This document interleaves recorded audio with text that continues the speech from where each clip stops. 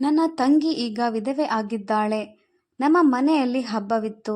ಹಾಗಾಗಿ ನಾನು ಸ್ವಲ್ಪ ಸ್ವೀಟ್ಸ್ ಅನ್ನು ತೆಗೆದುಕೊಂಡು ತಂಗಿ ಮನೆಗೆ ಹೋದಾಗ ಅವಳ ಅತ್ತೆ ಮತ್ತು ನಾದಿನಿ ಅವಳಿಗೆ ದೊನ್ನೆಯಿಂದ ಹೊಡೆಯುತ್ತಿದ್ದರು. ಈ ದೃಶ್ಯವನ್ನು ನೋಡಿ ನಾನು ಬೆಚ್ಚಿ ಬಿದ್ದೆ. ನನ್ನ ತಂಗಿ ಒದೆ ತಾಳಲಾರದೆ ಜೋರಾಗಿ ಅಳುತ್ತಿದ್ದಳು. ಆದರೂ ಅವರಿಬ್ಬರೂ ಬಿಡದೆ ಹೊಡೆಯುತ್ತಿದ್ದರು. ಅವಳ ಮೈ ಮೇಲಿನ ಬಟ್ಟೆಯನ್ನು ಎಳೆದಾಡುತ್ತಾ ಹರಿದು ಹಾಕಿದ್ದರು. ಅವರ ಅತ್ತೆ ಅವಳ ಜುಟ್ಟು ಹಿಡಿದು ಮನೆಯಿಂದ ಹೊರಕ್ಕೆ ಹಾಕಿದರು. ನನ್ನನ್ನು ನೋಡಿ ಅವರ ಅತ್ತೆ ಹೇಳಿದರು, ಈ ನಿನ್ನ ಕೆಟ್ಟ ನಡತೆಯ ತಂಗಿಯನ್ನು ಇಲ್ಲಿಂದ ನೀನು ಕರೆದುಕೊಂಡು ಹೋಗು ಎಂದು. ಇನ್ನು ಮುಂದೆ ಇವಳಿಗೂ ನಮಗೂ ಯಾವುದೇ ಸಂಬಂಧವಿಲ್ಲ ಎಂದು ಹೇಳಿದರು. ನಾನು ನನ್ನ ತಂಗಿಯ ಪರಿಸ್ಥಿತಿಯನ್ನು ನೋಡಿ ಅವಳ ಕಣ್ಣು ಒರೆಸುತ್ತಾ ತಬ್ಬಿಕೊಂಡು ಸಮಾಧಾನ ಮಾಡಿದೆ. ನಂತರ ಅವಳನ್ನು ನಮ್ಮ ಮನೆಗೆ ಕರೆದುಕೊಂಡು ಬಂದೆ. ಒಂದು ದಿನ ನನ್ನ ಹೆಂಡತಿ ಅವಳ ತಾಯಿ ಮನೆಗೆ ಹೋಗಿದ್ದಳು ಮತ್ತು ನಾನು ರೂಮಿನಲ್ಲಿದ್ದೆ. ನನ್ನ ತಂಗಿ ಹಾಲ್ನಲ್ಲಿ ಸಿಂಗಲ್ ಕಾಟ್ ಮೇಲೆ ಮಲಗಿದ್ದಳು. ಅವತ್ತು ಜೋರಾಗಿ ಮಳೆ ಬರುತ್ತಿತ್ತು. ನಾನು ನನ್ನ ತಂಗಿಯನ್ನು ರೂಮ್ನಲ್ಲಿ ಮಲಗಲು ಹೇಳಿದೆ. ನಾನು ಹಾಲಿನಲ್ಲಿ ಮಲಗಿದೆ. ಆದರೆ ಸ್ವಲ್ಪ ಸಮಯದ ನಂತರ ನನ್ನ ತಂಗಿಯ ಮಂಚ ಅಲುಗಾಡುತ್ತಿರುವ ಹಾಗೆ ನನಗೆ ಅನಿಸಿತು. ಅವಳ ಜೊತೆಗೆ ಯಾರೋ ಇರುವ ಹಾಗೆ ಅನಿಸಿತು. ನಾನು ಮೊಬೈಲ್ನ ಲೈಟ್ ಆನ್ ಮಾಡಿದ ತಕ್ಷಣ ಎದುರಿಗೆ ನನ್ನ ತಂಗಿ ನಿಂತಿದ್ದಳು. ಅವಳನ್ನು ನೋಡಿ ನನ್ನ ಹೃದಯ ಒಡೆದು ಹೋಯಿತು. ಏಕೆಂದರೆ ನನ್ನ ಹೆಸರು ಯೋಗೇಶ್. ನನ್ನ ಅಪ್ಪ ಅಮ್ಮ ತೀರಿಕೊಂಡು ತುಂಬ ವರ್ಷಗಳಾಗಿದ್ದವು. ನನಗೆ ಒಬ್ಬಳು ತಂಗಿ ಇದ್ದಾಳೆ. ಅವಳ ಹೆಸರು ರತ್ನ. ನಾನು ಅವಳ ಮದುವೆಯನ್ನು ಕೂಡ ಮಾಡಿಸಿದ್ದೆ. ನನಗೆ ಮದುವೆಯಾಗಿ ಈಗ ಒಂದು ಮಗು ಕೂಡ ಇದೆ. ನನ್ನ ಮನೆಯಲ್ಲಿ ನನ್ನ ಹೆಂಡತಿಯ ಯಜಮಾನಿಯಾಗಿದ್ದಾಳೆ ಮತ್ತು ನಾನು ಅವಳು ಹೇಳಿದಂತೆ ಕೇಳುತ್ತಿದ್ದೆ. ಕೆಲವೊಮ್ಮೆ ನನ್ನ ಹೆಂಡತಿಯಿಂದ ನನಗೆ ಉಸಿರುಗಟ್ಟಿದಂತಾಗುತ್ತಿತ್ತು. ನಾನು ಅವಳೊಂದಿಗೆ ಸಂತೋಷವಾಗಿರುತ್ತಿರಲಿಲ್ಲ. ಅವಳು ಎಲ್ಲದರಲ್ಲೂ ತುಂಬ ಚುರುಕಾಗಿದ್ದಳು. ನಾನು ಹೇಳಿದ ಒಂದೇ ಒಂದು ಮಾತನ್ನು ಸಹ ಅವಳು ಕೇಳುತ್ತಿರಲಿಲ್ಲ. ನಾನೇ ಅವಳ ಮಾತುಗಳನ್ನು ಕೇಳಬೇಕಿತ್ತು. ನಾನು ಅವಳ ಮಾತು ಕೇಳದಿದ್ದರೆ ಅವಳು ನನ್ನ ಜೊತೆ ಯಾವಾಗಲೂ ಜಗಳವಾಡುತ್ತಿದ್ದಳು, ಇಲ್ಲವೇ ಮನೆ ಬಿಟ್ಟು ಹೋಗುತ್ತಿದ್ದಳು. ಆಗ ನನ್ನ ಮಗ ತಾಯಿಯನ್ನು ನೆನೆದು ಅಳುತ್ತಿದ್ದ. ಅದಕ್ಕೆ ನಾನೀಗ ಅಸಹಾಯಕನಾಗಿದ್ದೇನೆ. ಒಬ್ಬಳೇ ಆದ ನನ್ನ ಮುದ್ದು ತಂಗಿಗೆ ಒಂದು ಒಳ್ಳೆಯ ಮನೆಗೆ ಮದುವೆ ಮಾಡಿಕೊಟ್ಟಿದ್ದೆ ಮತ್ತು ಅವಳು ತನ್ನ ಮನೆಯಲ್ಲಿ ತುಂಬ ಸಂತೋಷವಾಗಿದ್ದಳು. ಆಗಾಗ ಗಂಡನ ಜೊತೆ ನಮ್ಮ ಮನೆಗೆ ಬರುತ್ತಿದ್ದಳು. ಅವಳಿಗೆ ಮಕ್ಕಳಿಲ್ಲ ಎಂಬುದಷ್ಟೇ ಕೊರತೆಯಾಗಿತ್ತು. ನನ್ನ ತಂಗಿಯ ಮೇಲೆ ದೇವರ ಕೃಪೆ ಇರಲಿ, ಅವಳಿಗೆ ಒಂದು ಮಗುವಾಗಲಿ ಎಂದು ನಾನು ಯಾವಾಗಲೂ ದೇವರಲ್ಲಿ ಹರಕೆಯನ್ನು ಕಟ್ಟಿಕೊಳ್ಳುತ್ತಿದ್ದೆ. ಹೀಗೆ ದಿನಗಳು ಕಳೆಯುತ್ತಿದ್ದವು. ಒಂದು ದಿನ ನನ್ನ ತಂಗಿಯ ಗಂಡ ಅವನು ಕೆಲಸ ಮಾಡುತ್ತಿದ್ದ ಫ್ಯಾಕ್ಟರಿಯಲ್ಲಿ ಕರೆಂಟ್ ಶಾಕ್ ಹೊಡೆದು ತೀರಿಕೊಂಡ. ಅಂದು ಅವಳ ಗೋಳು ನೋಡತೀರದಾಗಿತ್ತು. ಈಗ ನನ್ನ ತಂಗಿ ವಿಧವೆಯಾಗಿದ್ದಾಳೆ. ನನ್ನ ತಂಗಿಯ ಜೀವನದಲ್ಲಿ ಒಂದು ದೊಡ್ಡ ಪ್ರಳಯವೇ ಬಂದಿತ್ತು.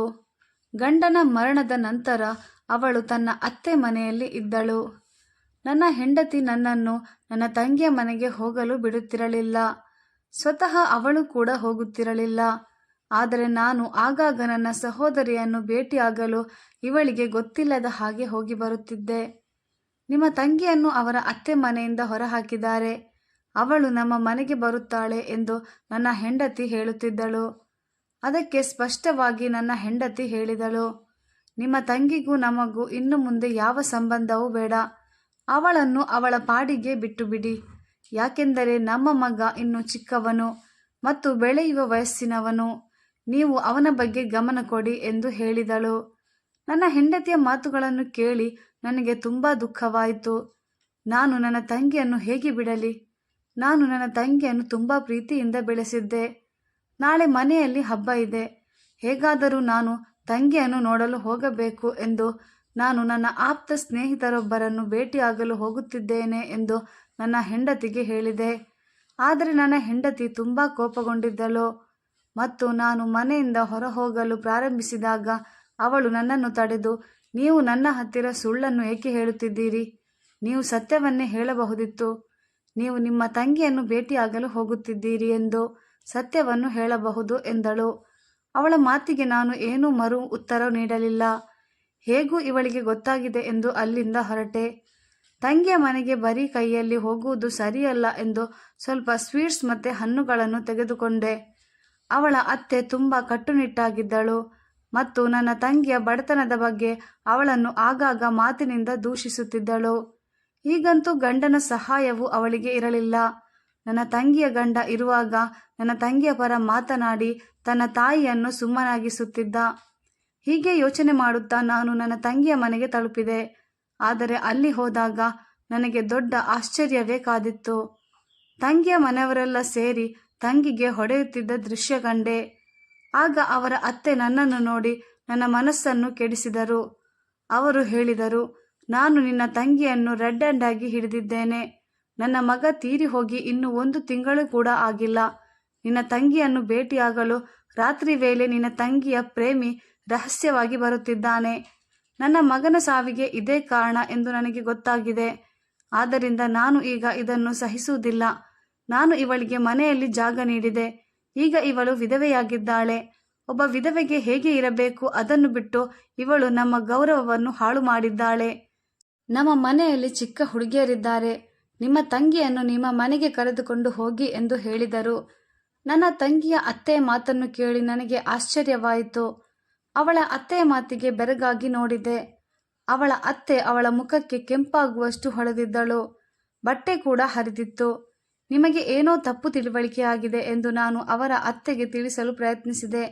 ಆಗ ನನ್ನ ತಂಗಿಯು ಆ ಮಾತುಗಳನ್ನು ಕೇಳಿದ ಮೇಲೆ ಮೌನವಾಗಿ ತಲೆಬಾಗಿ ನಿಂತಿದ್ದಳು ಮತ್ತು ಅವಳು ತನ್ನ ಅತ್ತೆ ಆರೋಪಗಳನ್ನು ನಿರಾಕರಿಸಲಿಲ್ಲ.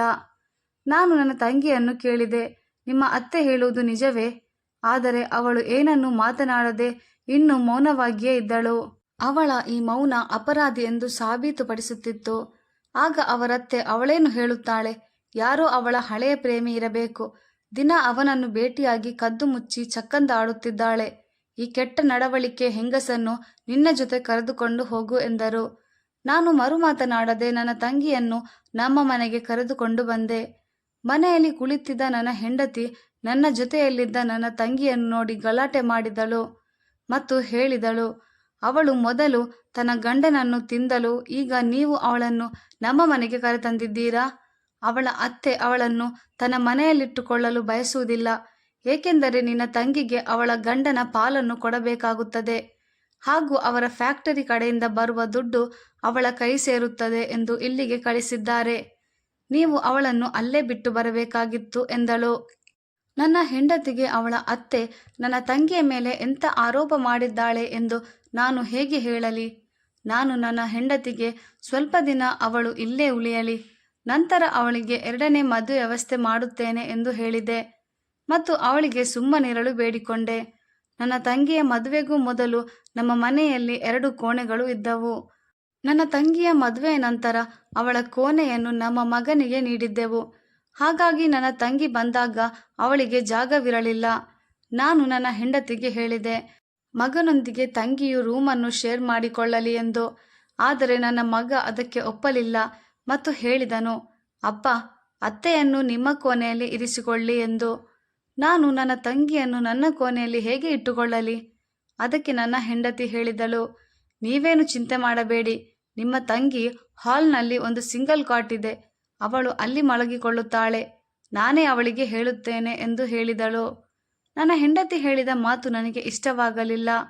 ಆದರೆ ನನ್ನ ಮನೆಯನ್ನು ನನ್ನ ಹೆಂಡತಿ ಆಳುತ್ತಿದ್ದಳು. ಆದ್ದರಿಂದ ನಾನು ಮೌನವಾಗಿದ್ದೆ. ಆದರೆ ನನ್ನ ತಂಗಿ ತನ್ನ ಮೇಲೆ ಮಾಡಿದ ಆರೋಪವನ್ನು ಯಾಕೆ ವಿರೋಧಿಸಲಿಲ್ಲ ಎಂದು ನನಗೆ ಇನ್ನೂ ಅರ್ಥವಾಗಲಿಲ್ಲ. ನನಗೆ ಪ್ರೇಮಿ ಇಲ್ಲ ಎಂದು ಏಕೆ ಹೇಳಲಿಲ್ಲ? ಆದರೆ ಈ ನನ್ನ ವೇದನೆಯನ್ನು ನಾನು ಹೆಂಡತಿಯ ಮುಂದೆ ತೋರ್ಪಡಿಸಿಕೊಳ್ಳಲಿಲ್ಲ, ಏಕೆಂದರೆ ನನ್ನ ಹೆಂಡತಿಗೆ ಈ ವಿಷಯ ತಿಳಿದರೆ ಹಾಲ್ನಲ್ಲಿಯೂ ತನ್ನ ತಂಗಿಗೆ ಜಾಗ ಕೊಡುವುದಿಲ್ಲ. ನನ್ನ ತಂಗಿ ಮನೆಗೆ ಬಂದು ಕೇವಲ 1 ದಿನ ಮಾತ್ರ ಕಳೆದಿದೆ. ಅವಳು ಇಲ್ಲಿ ಸ್ವಲ್ಪ ನೆಮ್ಮದಿಯಾಗಿರಲಿ ಎಂದುಕೊಳ್ಳುತ್ತಿದ್ದಾಗ ನನ್ನ ಹೆಂಡತಿ ಮನೆಯ ಕೆಲಸ ಮತ್ತು ಅಡುಗೆ ಕೆಲಸ, ಮಗನನ್ನು ನೋಡಿಕೊಳ್ಳುವ ಜವಾಬ್ದಾರಿಯನ್ನು ಅವಳ ಮೇಲೆ ಹಾಕಿದಳು. ನಾನು ಸಹ ನನ್ನ ಹೆಂಡತಿಯ ಮಾತಿನಂತೆ ಅಡುಗೆ ಮಾಡುವ ಮತ್ತು ಮನೆ ಸ್ವಚ್ಛಗೊಳಿಸುವ ಕೆಲಸವನ್ನು ನನ್ನ ತಂಗಿಗೆ ವಹಿಸಿದೆ. ಇದರಿಂದ ನನ್ನ ಹೆಂಡತಿಯು ನಿರಾತಂಕವಾದಳು ಮತ್ತು ನನ್ನ ತಂಗಿಯು ಮನೆಯಲ್ಲಿ ಕೆಲಸಗಳನ್ನು ಮಾಡಲು ಪ್ರಾರಂಭಿಸಿದಳು, ಏಕೆಂದರೆ ಅವಳಿಗೆ ನನ್ನ ಹೆಂಡತಿಯ ಸ್ವಭಾವ ಗೊತ್ತಿತ್ತು. ನನಗೆ ಇದೆಲ್ಲವೂ ಇಷ್ಟವಿಲ್ಲದಿದ್ದರೂ ನನ್ನ ಹೆಂಡತಿಗೆ ಒಂದು ಮಾತು ಹೇಳುವ ಧೈರ್ಯ ಕೂಡ ನನಗೆ ಇರಲಿಲ್ಲ. ಆದ್ದರಿಂದ ನಾನು ನನ್ನ ತಂಗಿಯನ್ನು ಮನೆ ಕೆಲಸಕ್ಕೆ ನೇಮಿಸಿದೆ. ನಾನು ಕೆಲಸದಿಂದ ಹಿಂತಿರುಗಿದಾಗ ನನ್ನ ಹೆಂಡತಿ ತುಂಬ ವಿಚಿತ್ರವಾದ ಮಾತನ್ನು ಹೇಳಿದಳು. ನಿಮ್ಮ ತಂಗಿಯ ನಡತೆ ನನಗೆ ಇಷ್ಟವಾಗುತ್ತಿಲ್ಲ. ಅವಳ ಗಂಡ ಸತ್ತ ಮೇಲೆ ಅವಳು ಅಲೆಮಾರಿಯಾಗಿದ್ದಾಳೆ.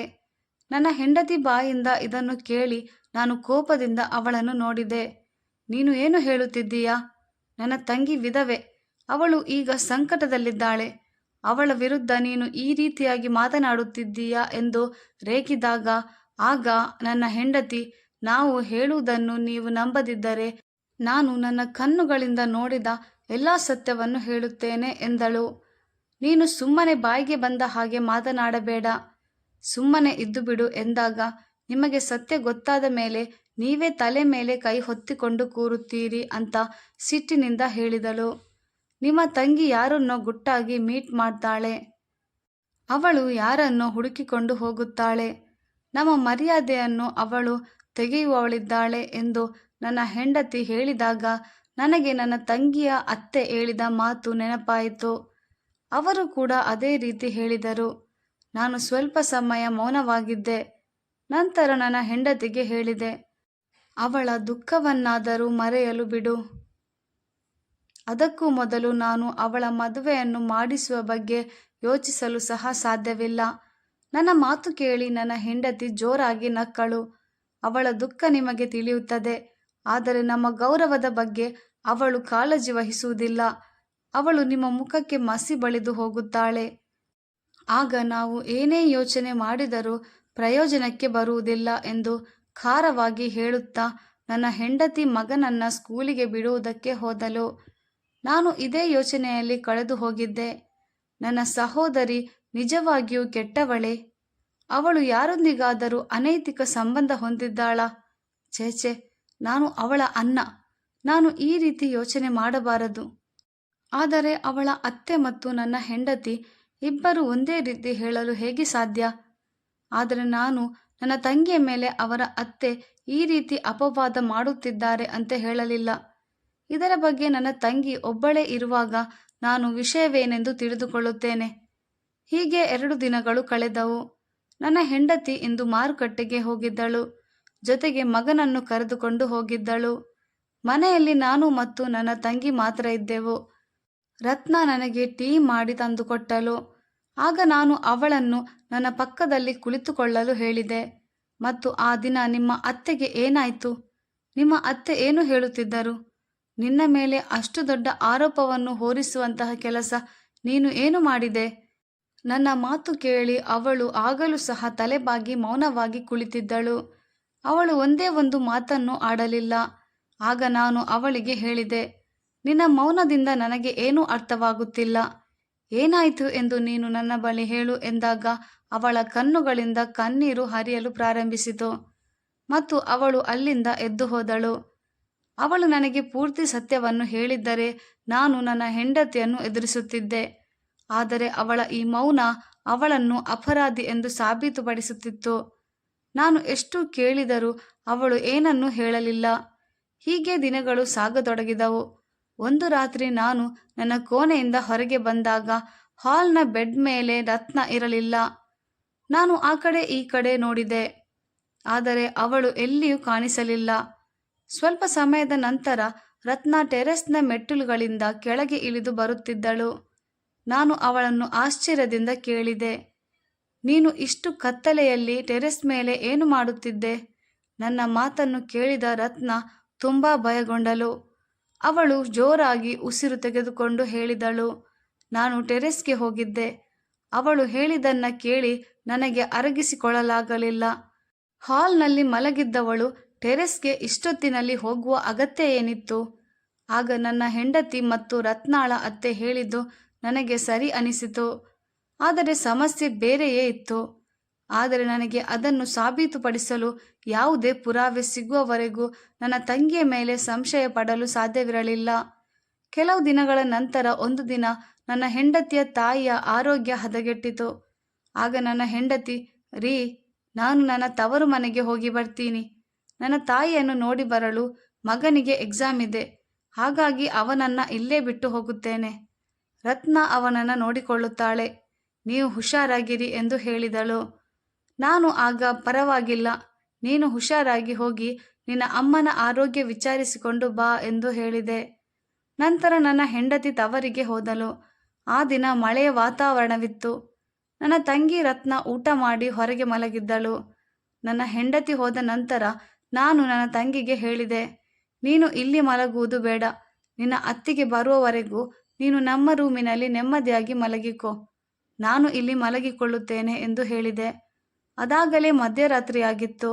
ನನ್ನ ತಂಗಿ ಎಚ್ಚರವಾಗಿರುವಂತೆ ಮತ್ತು ಅವಳ ಹಾಸಿಗೆ ಅಲುಗಾಡುತ್ತಿದೆ ಎಂದು ನನಗೆ ಭಾಸವಾಯಿತು. ಆದ್ದರಿಂದ ನಾನು ಬಹುಶಃ ಅವಳು ಇನ್ನೂ ಮಲಗಿಲ್ಲವೇನೋ, ಅವಳಿಗೂ ಸಹ ನನ್ನಂತೆ ನಿದ್ದೆ ಬರಲಿಲ್ಲವೇನೋ ಎಂದುಕೊಂಡು ನಾನು ಸುಮ್ಮನೆ ಮಲಗಿದ್ದೆ. ಸ್ವಲ್ಪ ಹೊತ್ತು ಅವಳು ಮಂಚದ ಮೇಲೆ ಆ ಕಡೆ ಈ ಕಡೆ ಹೊರಳಾಡಿದಂತೆ ಅನಿಸಿತು. ಆದರೆ ಮರುದಿನ ಬೆಳಿಗ್ಗೆ ಎಲ್ಲವೂ ಚೆನ್ನಾಗಿತ್ತು. ನನ್ನ ತಂಗಿಯ ಕಣ್ಣುಗಳು ಸ್ವಲ್ಪ ಕೆಂಪಾಗಿದ್ದವು. ಬಹುಶಃ ರಾತ್ರಿ ಸರಿಯಾಗಿ ನಿದ್ದೆ ಇಲ್ಲದ ಕಾರಣ ಹೀಗಾಗಿರಬೇಕು ಎಂದುಕೊಂಡು ನಾನು ಅವಳಿಗೆ ಏನನ್ನೂ ಕೇಳಲಿಲ್ಲ. ಆದರೆ ಇಂದು ಕೂಡ ರಾತ್ರಿ ಅದೇ ರಿಪೀಟ್ ಆಯಿತು. ರತ್ನ ಮಂಚದ ಮೇಲೆ ರಾತ್ರಿ ಇಷ್ಟೊತ್ತಿನವರೆಗೂ ಎಚ್ಚರವಾಗಿ ಇವಳು ಏನು ಮಾಡುತ್ತಿದ್ದಾಳೆ? ಅವಳು ರೂಮಿನಿಂದ ಏನೋ ಶಬ್ದ ಬರುವಂತಿದೆಯಲ್ಲ ಎಂದು ನಾನು ಮೊಬೈಲ್ ಟಾರ್ಚ್ ಆನ್ ಮಾಡಿ ನೋಡಿದೆ. ನನ್ನ ಎದುರಿಗಿನ ದೃಶ್ಯ ನೋಡಿ ನನಗೆ ತುಂಬ ಭಯವಾಯಿತು. ಕತ್ತಲಲ್ಲಿ ನನ್ನ ತಂಗಿ ಎದ್ದು ಕುಳಿತುಕೊಂಡಿದ್ದಳು ಮತ್ತು ಒಣ ರೊಟ್ಟಿಯನ್ನು ಮುರಿದು ತಿನ್ನುತ್ತಿದ್ದಳು. ನನ್ನ ತಂಗಿ ಇಷ್ಟು ಗಟ್ಟಿಯಾದ ರೊಟ್ಟಿ ತಿನ್ನುತ್ತಿರುವುದನ್ನು ನಾನು ನೋಡುತ್ತಾ ಕುಳಿತೆ. ನಂತರ ನಾನು ಎದ್ದು ಅವಳ ಹಾಸಿಗೆಯ ಪಕ್ಕಕ್ಕೆ ಹೋದೆ ಮತ್ತು ಅವಳು ಹೊದ್ದುಕೊಂಡಿದ್ದ ಬೆಡ್ಶೀಟನ್ನು ಎಳೆದಾಗ ಅವಳು ಕಳ್ಳತನ ಮಾಡಿದಂತೆ ನನ್ನಿಂದ ದೂರ ದೂರ ಹೋಗುತ್ತಿದ್ದಳು. ನಾನು ಆಶ್ಚರ್ಯದಿಂದ ರತ್ನಾಳನ್ನು ಕೇಳಿದೆ, ನೀನು ಏನು ಮಾಡುತ್ತಿದ್ದೀಯಾ? ನಿನಗೆ ಹಸಿದಿದ್ದರೆ ಮತ್ತೆ ಊಟ ಹಾಕಿಕೊಂಡು ಮಾಡಬಹುದಲ್ಲವೇ ಎಂದಾಗ ಅವಳು ಅಳಲು ಪ್ರಾರಂಭಿಸಿದಳು. ಮತ್ತೆ ಹೇಳಿದಳು, ನಾನು ತಂಗಳು ಮಾತ್ರ ತಿನ್ನಬೇಕು, ಫ್ರೆಶ್ ಆಗಿ ಮಾಡಿದ ಯಾವುದೇ ಪದಾರ್ಥವನ್ನು ತಿನ್ನಬಾರದು ಎಂದು ಅತ್ತಿಗೆ ಹೇಳಿದ್ದಾಳೆ. ಆದ್ದರಿಂದ ನಾನು ಉಳಿದಿರುವ ಆಹಾರವನ್ನು ಮಾತ್ರ ತಿನ್ನುತ್ತೇನೆ. ಹಾಗಾಗಿ ರಾತ್ರಿ ಹೊಟ್ಟೆ ಹಸಿಯುತ್ತದೆ. ನಾನು ಎಲ್ಲರೂ ತಿಂದು ಮಿಕ್ಕಿರುವ ರೊಟ್ಟಿಯನ್ನು ಬಚ್ಚಿಟ್ಟುಕೊಂಡು ರಾತ್ರಿ ಹೊತ್ತಿನಲ್ಲಿ ಯಾರಿಗೂ ಗೊತ್ತಾಗದ ಹಾಗೆ ಗುಟ್ಟಾಗಿ ತಿನ್ನುತ್ತೇನೆ ಎಂದು ಹೇಳಿದಳು. ರತ್ನಾಳ ಮಾತು ಕೇಳಿ ನನ್ನ ಹೃದಯ ಕಿವಿಚಿದಂತಾಯಿತು. ಅಂದರೆ ನಿನಗೆ ನನ್ನ ಹೆಂಡತಿ ಸರಿಯಾಗಿ ಊಟ ನೀಡುತ್ತಿಲ್ಲ ಎಂದು ನನಗೆ ಏಕೆ ಹೇಳಲಿಲ್ಲ ಎಂದು ಕೇಳಿದೆ. ಆಗ ಅವಳು ಹೇಳಿದಳು, ಅಣ್ಣ, ಈ ವಿಷಯವನ್ನು ನಾನು ಯಾರೊಂದಿಗೂ ಹೇಳಿಲ್ಲ. ನನ್ನ ಗಂಡ ಸಾಯುವ 1 ದಿನದ ಹಿಂದೆ ನನಗೆ ತಿಳಿದಿದ್ದು ನಾನು ಪ್ರೆಗ್ನೆಂಟ್ ಇದ್ದೇನೆ ಎಂದು. ನನ್ನ ಗಂಡ ಹೇಳಿದರು, ಈ ವಿಷಯವನ್ನು ನಾನೇ ಎಲ್ಲರಿಗೂ ಹೇಳುತ್ತೇನೆ ಎಂದು. ಅದಕ್ಕಾಗಿ ನಾನು ಯಾರೊಂದಿಗೂ ಈ ವಿಷಯವನ್ನು ಹೇಳಿರಲಿಲ್ಲ. ಆಮೇಲೆ ಅವರ ಸಾವಾಯಿತು. ನನ್ನ ಗಂಡನ ಸಾವಿನ ಆಘಾತದಿಂದ ನಾನು ಪ್ರೆಗ್ನೆಂಟ್ ಇರುವುದನ್ನೇ ಮರೆತು ಹೋಗಿದ್ದೆ. ಸ್ವಲ್ಪ ದಿನಗಳ ನಂತರ ನಾನು ಚೇತರಿಸಿಕೊಂಡಾಗ ನನ್ನ ಅತ್ತೆಯ ವರ್ತನೆ ತುಂಬ ಕೆಟ್ಟದಾಗಿತ್ತು. ನಾನು ಗರ್ಭಿಣಿಯಾಗಿದ್ದೇನೆ ಎಂದು ಹೇಳಲು ಬಯಸಿದರೂ ಹೇಳಲು ಸಾಧ್ಯವಾಗಲಿಲ್ಲ. ನಂತರ ನನ್ನ ಆರೋಗ್ಯವು ಹದಗೆಡಲು ಪ್ರಾರಂಭಿಸಿತು. ನನ್ನ ನಾದಿನಿ ತನ್ನ ಪ್ರಿಯಕರನನ್ನು ಭೇಟಿಯಾಗುವುದು ನನಗೆ ತಿಳಿದಿರಲಿಲ್ಲ ಮತ್ತು ನಾನು ಒಂದು ದಿನ ನನ್ನ ಅತ್ತೆಯನ್ನು ಭೇಟಿಯಾಗಲು ಟೆರೆಸ್ ಮೇಲೆ ಅತ್ತೆಯ ರೂಮಿಗೆ ಹೋಗಬೇಕೆಂದುಕೊಂಡೆ. ನಾನು ಟೆರೆಸ್ನ ಮೆಟ್ಟಿಲನ್ನು ಹತ್ತುತ್ತಿರುವಾಗ ನನ್ನ ನಾದಿನಿ ಗೀತಾ ನನ್ನನ್ನು ನೋಡಿ ಹಿಂಬಾಲಿಸಿದಳು. ಆ ದಿನ ಗೀತಾ ತನ್ನ ಪ್ರಿಯಕರನನ್ನು ಭೇಟಿಯಾಗಲು ಕರೆದಿದ್ದಳು. ಗೀತಾ ನನ್ನನ್ನು ನೋಡಿ ಎಲ್ಲೋ ಕತ್ತಲೆಯಲ್ಲಿ ಮರೆಯಾದಳು ಮತ್ತು ಗೀತಾ ನನ್ನನ್ನು ತನ್ನ ಪ್ರೇಮಿಯೊಂದಿಗೆ ನೋಡಿ ನನ್ನ ಜೊತೆ ಕೆಟ್ಟದಾಗಿ ವರ್ತಿಸಲು ಪ್ರಾರಂಭಿಸಿದಳು ಮತ್ತು ನನ್ನನ್ನು ಹೊಡೆಯಲು ಪ್ರಾರಂಭಿಸಿದಳು ಮತ್ತು ಅವಳು ತನ್ನ ಅಪರಾಧವನ್ನು ನನ್ನ ಮೇಲೆ ಹಾಕಿದಳು. ನಾನು ಯಾರಿಗೂ ಏನನ್ನು ಹೇಳಲು ಸಾಧ್ಯವಾಗಲಿಲ್ಲ. ಆಗ ಅವರು ನನ್ನನ್ನು ಮನೆಯಿಂದ ಹೊರಹಾಕಲಾಯಿತು. ನಾನು ಇಲ್ಲಿಗೆ ಬಂದಾಗ ನಿಮಗೂ ಅತ್ತಿಗೆಗೂ ಈ ವಿಷಯ ಹೇಳಬೇಕೆಂದುಕೊಂಡಿದ್ದೆ. ಆದರೆ ಅತ್ತಿಗೆ ನನ್ನ ಭಾರ ಹೊರಲು ತಯಾರಿರಲಿಲ್ಲ. ನನ್ನ ಮನಸ್ಸಿನಲ್ಲಿ ಭಯ ಆವರಿಸಿತ್ತು. ಒಂದು ವೇಳೆ ನಾನು ಗರ್ಭಿಣಿ ಎಂದು ತಿಳಿದಿದ್ದರೆ ಅತ್ತಿಗೆ ನನ್ನ ಗರ್ಭಪಾತ ಮಾಡಿಸುವಂತೆ ಹೇಳುತ್ತಿದ್ದರು. ಮತ್ತೆ ನನಗೆ ಇನ್ನೊಂದು ಮದುವೆಯಾಗು ಎಂದು ಹೇಳಬಹುದು ಎಂದು ನಾನು ಸತ್ಯವನ್ನು ಮರೆಮಾಚಿದೆ. ನನ್ನ ಮಗುವನ್ನು ಕಳೆದುಕೊಳ್ಳಲು ನನಗೆ ಇಷ್ಟವಿರಲಿಲ್ಲ. ನಾನು ನನ್ನ ಗಂಡನನ್ನು ತುಂಬ ಪ್ರೀತಿಸುತ್ತಿದ್ದೇನೆ. ಈ ಮಗು ನನ್ನ ಗಂಡನ ಪ್ರೀತಿಯ ಸಂಕೇತ. ಈಗ ನಾನು ಕೆಲವೊಮ್ಮೆ ತುಂಬ ಹಸಿವಾದಾಗ ಟೆರೆಸ್ಗೆ ಹೋಗುತ್ತೇನೆ ಮತ್ತು ರಹಸ್ಯವಾಗಿ ತಿನ್ನಲು ಪ್ರಯತ್ನಿಸುತ್ತೇನೆ. ಪಕ್ಕದ ಮನೆಯಲ್ಲಿ ನನ್ನ ಸ್ನೇಹಿತೆ ಲಕ್ಷ್ಮಿ ಇದ್ದಾಳೆ. ನಾನು ಗರ್ಭಿಣಿ ಆಗಿರುವ ವಿಷಯ ಅವಳಿಗೆ ಹೇಳಿದ್ದೇನೆ. ಅತ್ತಿಗೆ ನನಗೆ ಯಾವಾಗ ತಿನ್ನಲು ಬಿಡದಿದ್ದಾಗ ಅವಳು ನನಗೆ ಏನನ್ನಾದರೂ ತಿನ್ನಲು ಕೊಡುತ್ತಿದ್ದಳು. ಅತ್ತಿಗೆಗೆ ನಾನು ಯಾರನ್ನು ಗುಟ್ಟಾಗಿ ಭೇಟಿಯಾಗುತ್ತಿದ್ದೇನೆ ಎಂದು ಅನಿಸುತ್ತಿತ್ತು. ಆದರೆ ಲಕ್ಷ್ಮಿ ನನಗೆ ಊಟದ ವ್ಯವಸ್ಥೆಯನ್ನು ಮಾಡುತ್ತಿದ್ದಳು. ಯಾಕಂದರೆ ನಾನು ಈ ಸತ್ಯವನ್ನು ಹೇಳಿದರೆ ನಿನ್ನ ಮನೆ ಹಾಳಾಗುತ್ತದೆ. ನೀನು ನನ್ನಿಂದಾಗಿ ಅತ್ತಿಗೆ ಜೊತೆ ಜಗಳವಾಡುತ್ತಿದ್ದೆ. ಅತ್ತಿಗೆ ತಕ್ಷಣ ಮನೆ ಬಿಟ್ಟು ಹೋಗುತ್ತಿದ್ದಳು.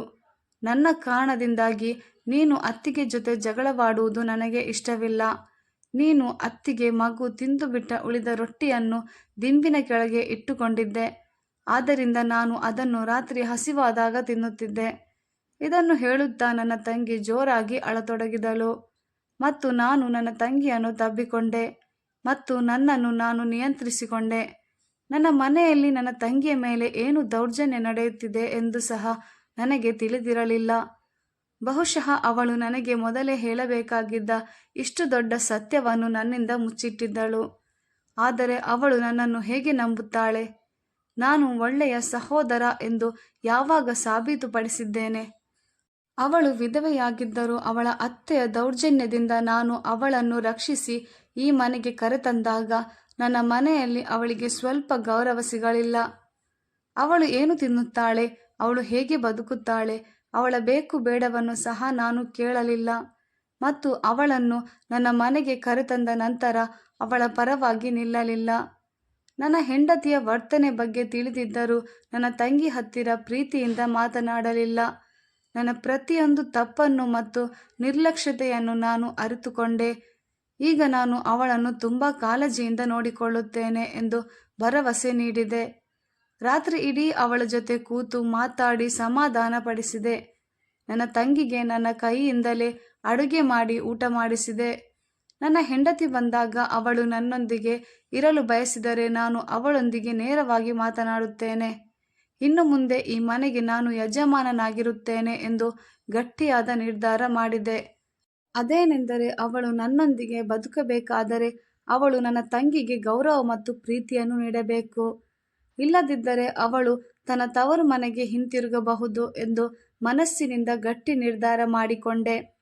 ಮತ್ತು 1 ವಾರದ ನಂತರ ನನ್ನ ಹೆಂಡತಿ ಬಂದಳು. ನಾನು ಅವಳನ್ನು ನನ್ನ ಮುಂದೆ ಕೂರಿಸಿಕೊಂಡು ನಾನು ನನ್ನ ತಂಗಿಯ ಬಗ್ಗೆ ಹೇಳಿದೆ.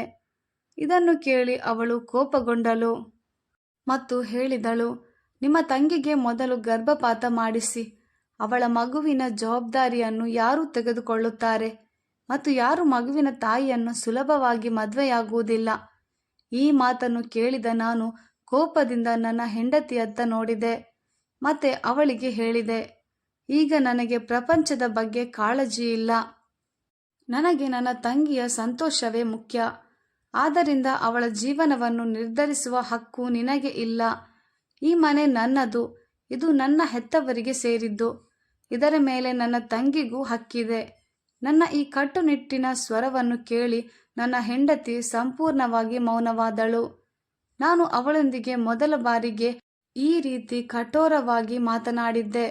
ರತ್ನ ಮತ್ತು ಅವಳ ಮಗುವಿಗೆ ಯಾವುದೇ ತೊಂದರೆ ಆಗಲು ನಾನು ಬಿಡುವುದಿಲ್ಲ. ನಾನು ಆದಷ್ಟು ಬೇಗ ಮೇಲಿನ ಮಹಡಿಯಲ್ಲಿ ಸ್ವಲ್ಪ ಭಾಗವನ್ನು ತಂಗಿಗೆ ಕೊಡುತ್ತೇನೆ. ಅವಳು ನಿಮ್ಮ ಸೇವಕಿಯಲ್ಲ, ಆದ್ದರಿಂದ ಅವಳು ನಿನ್ನ ಸೇವೆಯನ್ನು ಮಾಡುವುದಿಲ್ಲ.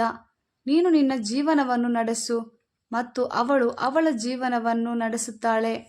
ಮತ್ತು ಅವಳಿಗೆ ಒಳ್ಳೆಯ ವರ ಸಿಕ್ಕರೆ ನಾನೇ ಅವಳಿಗೆ ಮದುವೆಯನ್ನು ಮಾಡಿಸುತ್ತೇನೆ. ಹೀಗೆ ಹೇಳುತ್ತಾ ನಾನು ನನ್ನ ಮಾತನ್ನು ಮುಗಿಸಿದೆ.